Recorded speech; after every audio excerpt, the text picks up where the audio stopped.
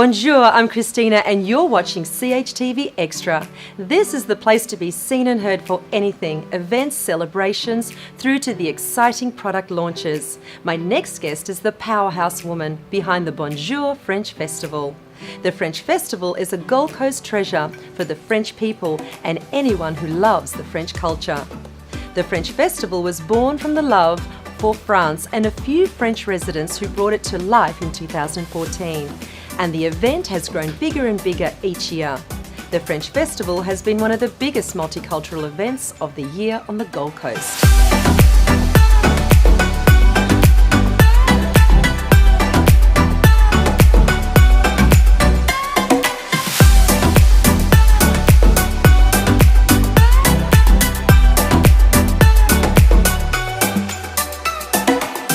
Welcome to Chtv, Audrey. Bonjour, thank you so much for having me. Oh, I'm so excited to have this French flavour today. Ooh. Tell me about the French community on the Gold Coast. It's a very growing community. When I arrived here in 2001, there wasn't very many around. In fact, there was only just a few Polynesian, a few New Caledonians that came and studied.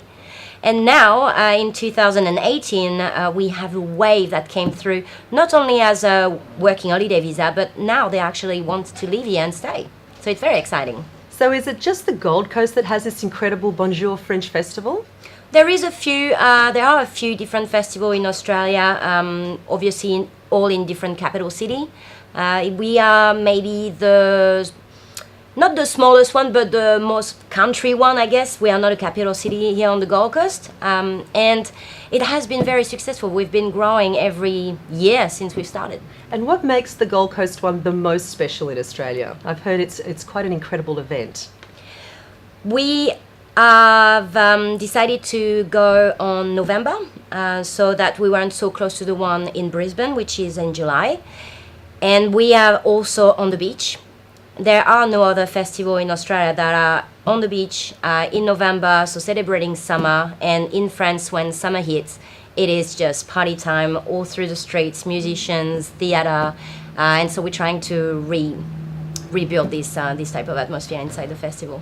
Now, as a French woman, how have you found that the Australian public have embraced this French culture? When I arrived in this country 18 years ago, I was so impressed how Australians took the time and made me repeat what I was saying with my very broken English that I was speaking. And I am very blessed and honored now to actually being able to live in this country now for good. And this is my home. And I go to France for a holiday now. I love the French accent. I personally believe it's the most romantic language in the world. Don't you agree? Of course you do. Well, I can't really hear it, but yes, if people think so, that's good. That's a winner. It's got that ease and that flow about it that really kind of captures you. So I can just imagine the French festival would be a real hit around Australia.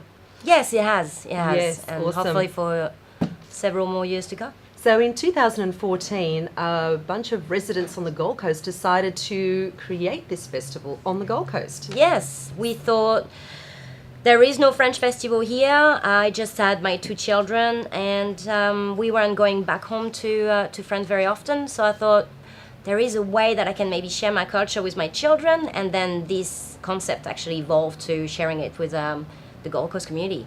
So how quickly could you get those collaborators on board to help you pull off such an incredible, huge show? We were very lucky, and maybe because we were such passionate people that our passion kind of got translated in the concept and what we wanted to achieve with the festival. But we were very lucky to be able to land some really major multinational sponsors, and that helped us a lot. We also had great support from the Gold Coast City Council, which are still here this year with us again.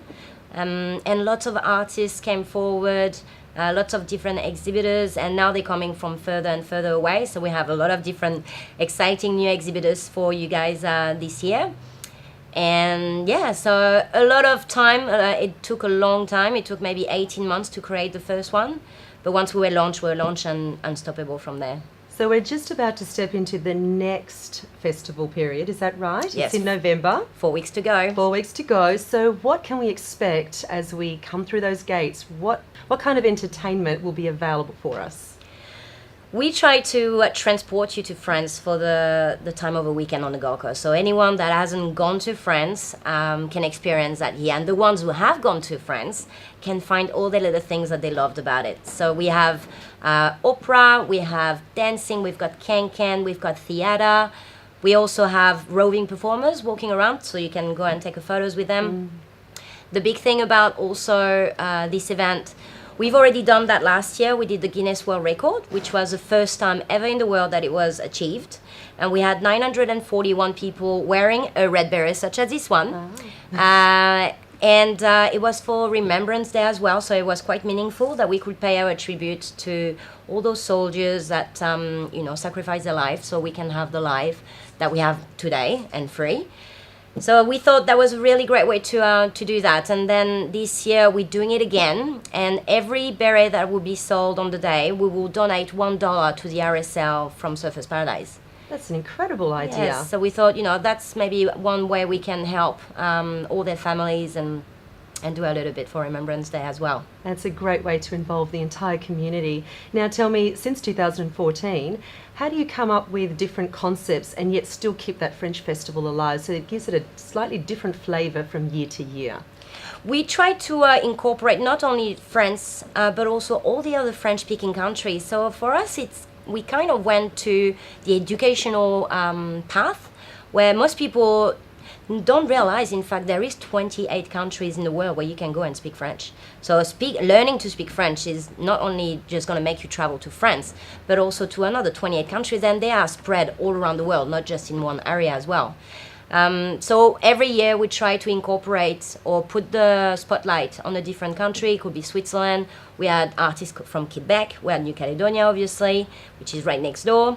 Tahiti. So we tried to incorporate something, and I think a couple of years ago we even had a body painting parade, and all these bodies were painted with the colors or the emblem of each French-speaking country. That is incredible. Yes, that's that was quite amazing.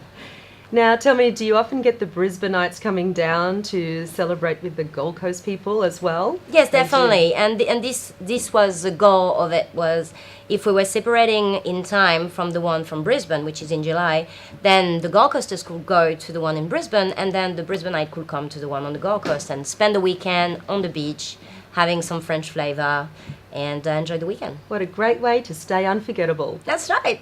Thank you, Audrey, for visiting us today at CHTV. Thank you so much, and we'll see you in 4 weeks. Absolutely.